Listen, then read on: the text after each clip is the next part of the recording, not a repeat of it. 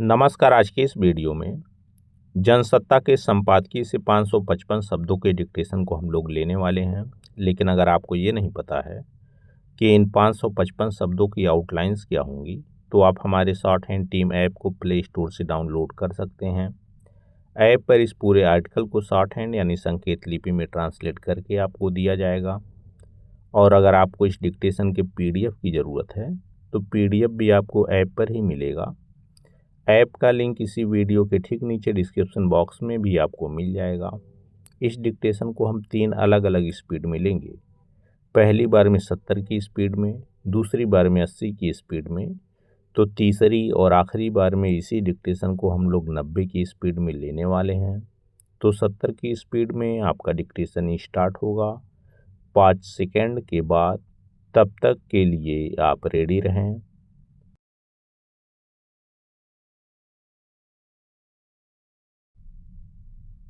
Start.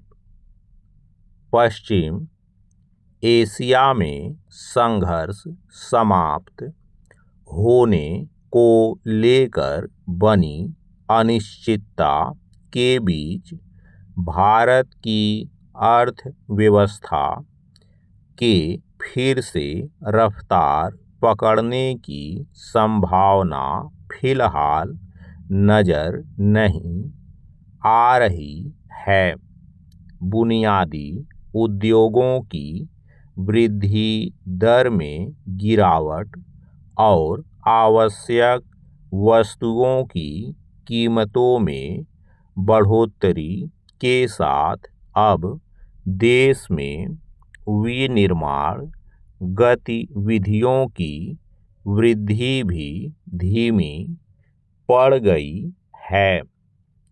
HSBC India विनिर्माण क्रय प्रबंधक सूचकांक की ताज़ा रिपोर्ट के मुताबिक विनिर्माण में वृद्धि का आंकड़ा इस वर्ष मई के 55.0 से घटकर जून में 54.2 पर पहुंच गया।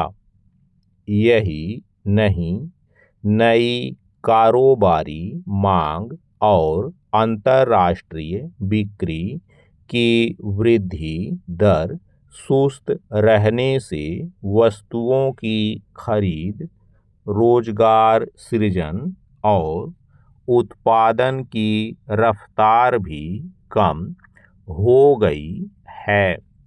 यानी कुछ उपक्रमों को छोड़ दिया जाए तो देश के ज़्यादातर क्षेत्रों की वृद्धि में गिरावट देखी जा रही है, जिसका सीधा असर अर्थव्यवस्था पर पड़ रहा है।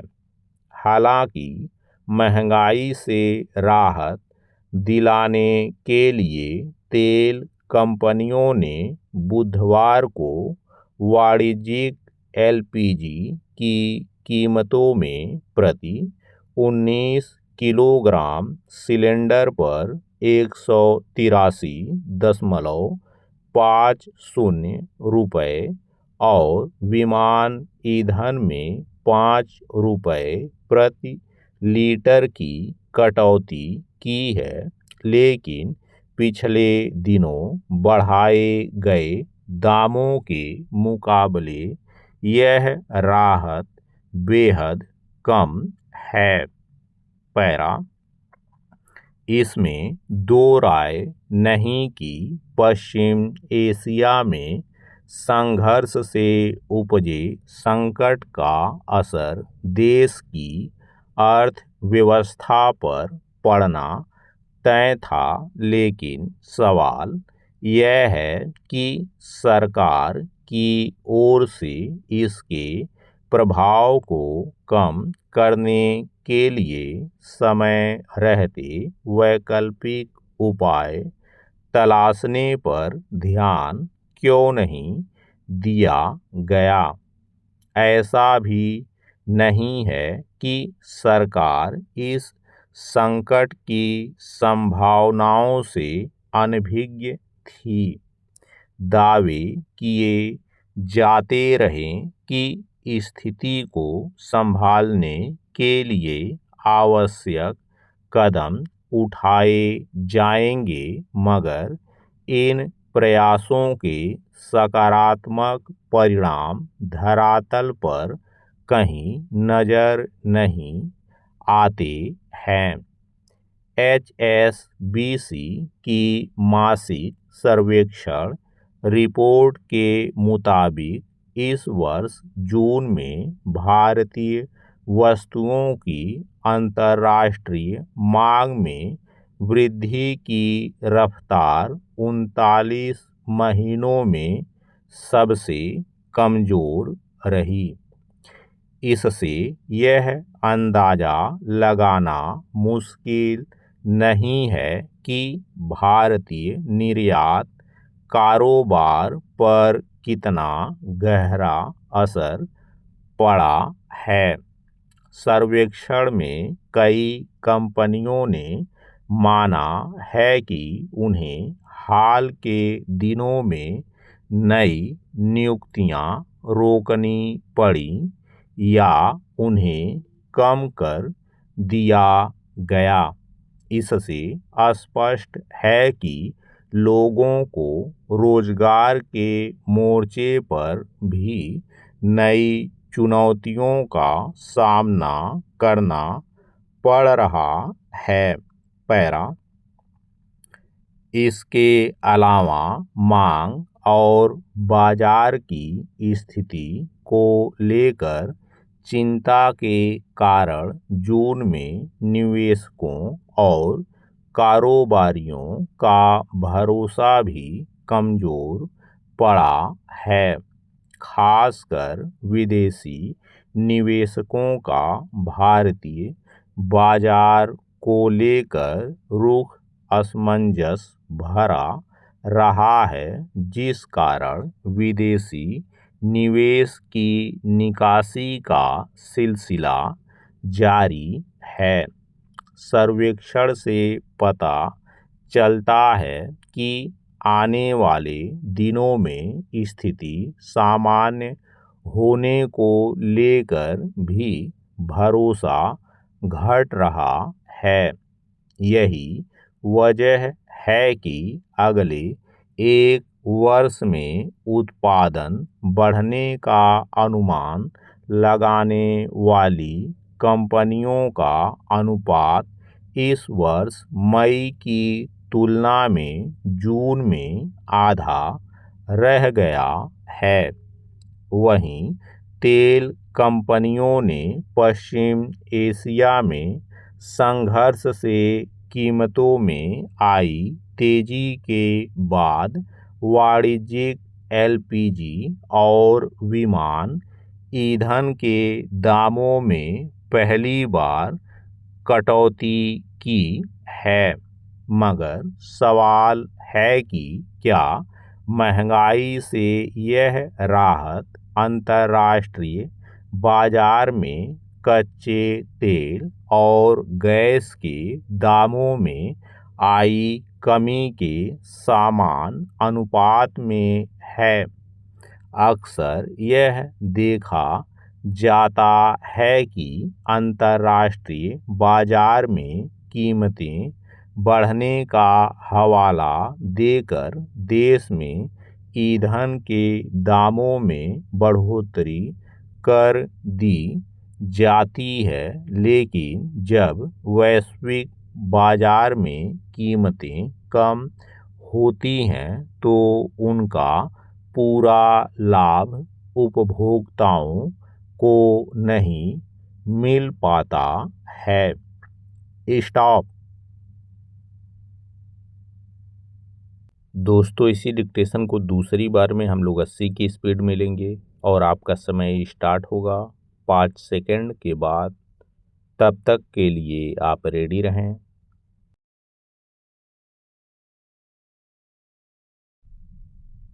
स्टार्ट। पश्चिम एशिया में संघर्ष समाप्त होने को लेकर बनी अनिश्चितता के बीच भारत की अर्थव्यवस्था के फिर से रफ्तार पकड़ने की संभावना फिलहाल नजर नहीं आ रही है। बुनियादी उद्योगों की वृद्धि दर में गिरावट और आवश्यक वस्तुओं की कीमतों में बढ़ोतरी के साथ अब देश में विनिर्माण गतिविधियों की वृद्धि भी धीमी पड़ गई है। HSBC इंडिया विनिर्माण क्रय प्रबंधक सूचकांक की ताज़ा रिपोर्ट के मुताबिक विनिर्माण में वृद्धि का आंकड़ा इस वर्ष मई के 55.0 से घटकर जून में 54.2 पर पहुंच गया। यही नहीं, नई कारोबारी मांग और अंतर्राष्ट्रीय बिक्री की वृद्धि दर सुस्त रहने से वस्तुओं की खरीद, रोजगार सृजन और उत्पादन की रफ्तार भी कम हो गई है। यानी कुछ उपक्रमों को छोड़ दिया जाए तो देश के ज़्यादातर क्षेत्रों की वृद्धि में गिरावट देखी जा रही है, जिसका सीधा असर अर्थव्यवस्था पर पड़ रहा है। हालांकि महंगाई से राहत दिलाने के लिए तेल कंपनियों ने बुधवार को वाणिज्यिक LPG की कीमतों में प्रति 19 किलोग्राम सिलेंडर पर 183.50 रुपये और विमान ईंधन में 5 रुपये प्रति लीटर की कटौती की है, लेकिन पिछले दिनों बढ़ाए गए दामों के मुकाबले यह राहत बेहद कम है। पैरा इसमें दो राय नहीं कि पश्चिम एशिया में संघर्ष से उपजे संकट का असर देश की अर्थव्यवस्था पर पड़ना तय था, लेकिन सवाल यह है कि सरकार की ओर से इसके प्रभाव को कम करने के लिए समय रहते वैकल्पिक उपाय तलाशने पर ध्यान क्यों नहीं दिया गया। ऐसा भी नहीं है कि सरकार इस संकट की संभावनाओं से अनभिज्ञ थी। दावे किए जाते रहे कि स्थिति को संभालने के लिए आवश्यक कदम उठाए जाएंगे, मगर इन प्रयासों के सकारात्मक परिणाम धरातल पर कहीं नजर नहीं आते हैं।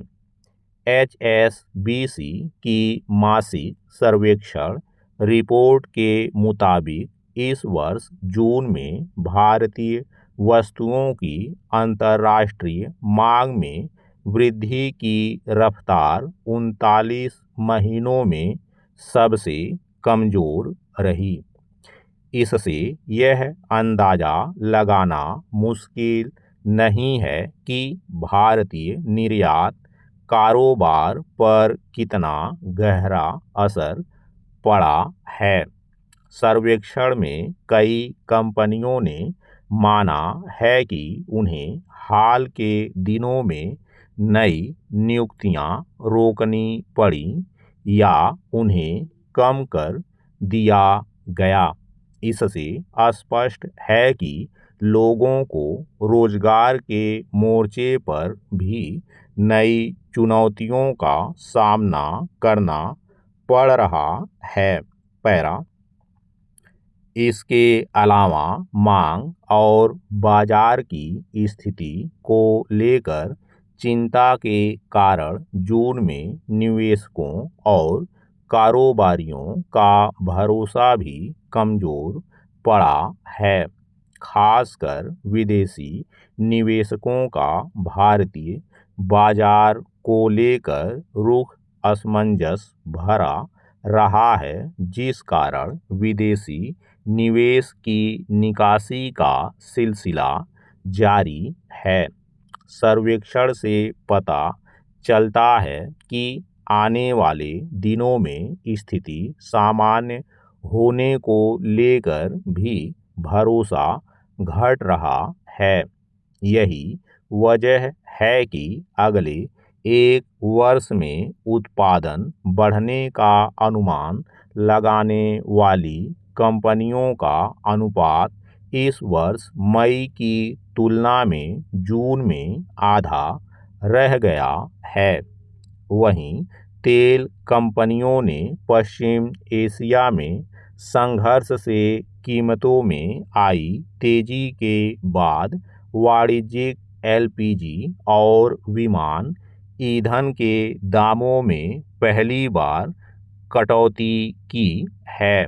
मगर सवाल है कि क्या महंगाई से यह राहत अंतर्राष्ट्रीय बाजार में कच्चे तेल और गैस के दामों में आई कमी के समान अनुपात में है? अक्सर यह देखा जाता है कि अंतर्राष्ट्रीय बाजार में कीमतें बढ़ने का हवाला देकर देश में ईंधन के दामों में बढ़ोतरी कर दी जाती है, लेकिन जब वैश्विक बाजार में कीमतें कम होती हैं तो उनका पूरा लाभ उपभोक्ताओं को नहीं मिल पाता है। स्टॉप। दोस्तों, इसी डिक्टेशन को तीसरी और आखिरी बार में हम लोग 90 की स्पीड में लेंगे और आपका समय स्टार्ट होगा 5 सेकंड के बाद। तब तक के लिए आप रेडी रहें।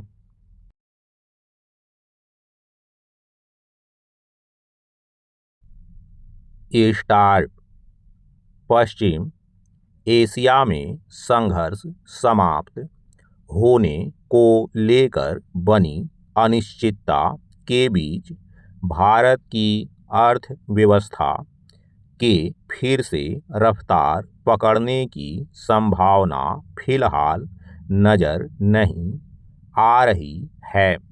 बुनियादी उद्योगों की वृद्धि दर में गिरावट और आवश्यक वस्तुओं की कीमतों में बढ़ोतरी के साथ अब देश में विनिर्माण गतिविधियों की वृद्धि भी धीमी पड़ गई है। HSBC इंडिया विनिर्माण क्रय प्रबंधक सूचकांक की ताज़ा रिपोर्ट के मुताबिक विनिर्माण में वृद्धि का आंकड़ा इस वर्ष मई के 55.0 से घटकर जून में 54.2 पर पहुंच गया। यही नहीं, नई कारोबारी मांग और अंतर्राष्ट्रीय बिक्री की वृद्धि दर सुस्त रहने से वस्तुओं की खरीद, रोजगार सृजन और उत्पादन की रफ्तार भी कम हो गई है। यानी कुछ उपक्रमों को छोड़ दिया जाए तो देश के ज़्यादातर क्षेत्रों की वृद्धि में गिरावट देखी जा रही है, जिसका सीधा असर अर्थव्यवस्था पर पड़ रहा है। हालांकि महंगाई से राहत दिलाने के लिए तेल कंपनियों ने बुधवार को वाणिज्यिक एलपीजी की कीमतों में प्रति 19 किलोग्राम सिलेंडर पर 183.50 रुपये और विमान ईंधन में 5 रुपये प्रति लीटर की कटौती की है, लेकिन पिछले दिनों बढ़ाए गए दामों के मुकाबले यह राहत बेहद कम है।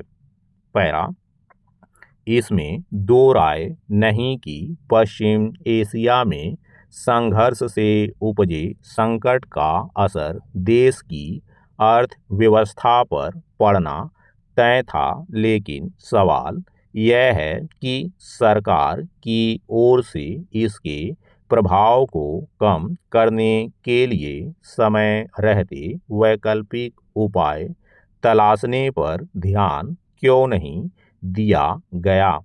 ऐसा भी नहीं है कि सरकार इस संकट की संभावनाओं से अनभिज्ञ थी। दावे किए जाते रहे कि स्थिति को संभालने के लिए आवश्यक कदम उठाए जाएंगे, मगर इन प्रयासों के सकारात्मक परिणाम धरातल पर कहीं नजर नहीं आते हैं। HSBC की मासिक सर्वेक्षण रिपोर्ट के मुताबिक इस वर्ष जून में भारतीय वस्तुओं की अंतर्राष्ट्रीय मांग में वृद्धि की रफ्तार 39 महीनों में सबसे कमजोर रही। इससे यह अंदाजा लगाना मुश्किल नहीं है कि भारतीय निर्यात कारोबार पर कितना गहरा असर पड़ा है। सर्वेक्षण में कई कंपनियों ने माना है कि उन्हें हाल के दिनों में नई नियुक्तियां रोकनी पड़ी या उन्हें कम कर दिया गया। इससे स्पष्ट है कि लोगों को रोजगार के मोर्चे पर भी नई चुनौतियों का सामना करना पड़ रहा है। पैरा इसके अलावा मांग और बाजार की स्थिति को लेकर चिंता के कारण जून में निवेशकों और कारोबारियों का भरोसा भी कमजोर पड़ा है। खासकर विदेशी निवेशकों का भारतीय बाजार को लेकर रुख असमंजस भरा रहा है, जिस कारण विदेशी निवेश की निकासी का सिलसिला जारी है। सर्वेक्षण से पता चलता है कि आने वाले दिनों में स्थिति सामान्य होने को लेकर भी भरोसा घट रहा है। यही वजह है कि अगले एक वर्ष में उत्पादन बढ़ने का अनुमान लगाने वाली कंपनियों का अनुपात इस वर्ष मई की तुलना में जून में आधा रह गया है। वहीं तेल कंपनियों ने पश्चिम एशिया में संघर्ष से कीमतों में आई तेजी के बाद वाणिज्यिक LPG और विमान ईंधन के दामों में पहली बार कटौती की है। मगर सवाल है कि क्या महंगाई से यह राहत अंतर्राष्ट्रीय बाजार में कच्चे तेल और गैस के दामों में आई कमी के समान अनुपात में है। अक्सर यह देखा जाता है कि अंतर्राष्ट्रीय बाजार में कीमतें बढ़ने का हवाला देकर देश में ईंधन के दामों में बढ़ोतरी कर दी जाती है, लेकिन जब वैश्विक बाजार में कीमतें कम होती हैं तो उनका पूरा लाभ उपभोक्ताओं को नहीं मिल पाता है। स्टॉप।